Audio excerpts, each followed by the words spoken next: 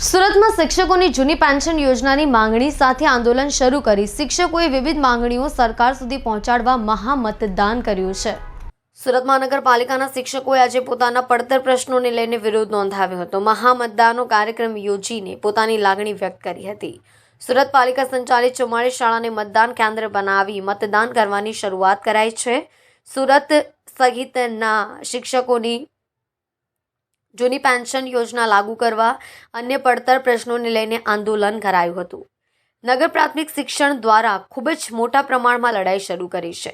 લોકસભાની ચૂંટણી પહેલા પોતાની પડતર માંગણી સ્વીકારવા માટે આંદોલન શરૂ થયું છે। જો તેમની માંગણી પૂરી ન થાય તો તેઓ ગાંધીનગર જઈને વિરોધ નોંધાવશે। માંગ હોવા છતાં પણ હજી સુધી તેને પૂર્ણ કરવામાં આવી નથી। તેને લઈને રાજ્યભરના કર્મચારીઓ રોષે જોવા મળી રહ્યા છે। રાષ્ટ્રીય સંયુક્ત મોરચાના અધ્યક્ષ ડોક્ટર દિનેશ વાઘે જણાવ્યું હતું કે 7મા પગાર પંચનો હજુ પણ યોગ્ય રીતે અમલીકરણ કરવામાં આવ્યું નથી। મહિલા શિક્ષકોની પ્રસૂતિની રજાને લઈને પણ વર્ષ 1996થી અમારી માંગણી હજુ પૂર્ણ થઈ નથી।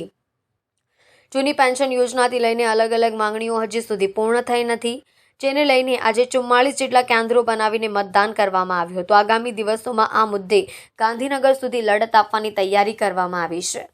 સમગ્ર ગુજરાતની અંદર શિક્ષક સહિત અન્ય કર્મચારીઓ ઓલ્ડ પેન્શન યોજના લાગુ કરવા અને અન્ય પડતર પ્રશ્નો જેવા કે 7મા પગાર પંચ મુજબના ભથ્થાઓ જારી કરવા, મહિલાઓની પ્રસ્તુતિ રજા જે 1996થી બાકી છે એને સળંગ ગણીને એનો લાભ આપવો, એસ્ટાટના બદલી નિયમો એ ઝડપથી જાહેર કરવા, એ સિવાય આ એનપીએસ અંતર્ગત જે 300 રોકડ સ્વરૂપે જે રજાઓ છે એને રોકડમાં રૂપાંતર કરવું, એ સિવાય આપણે મહાનગરપાલિકા નગરપાલિકા કેટલી એમાં 4200 ગ્રેડ પેનો પ્રશ્ન હજુ પણ પેન્ડિંગ છે એ પણ ઝડપથી પૂર્ણ કરવો અને બાકી બધી જે પડતર માંગણો છે એ ઝડપથી પૂરી થાય એ માટે આ આંદોલન કરવામાં આવે છે।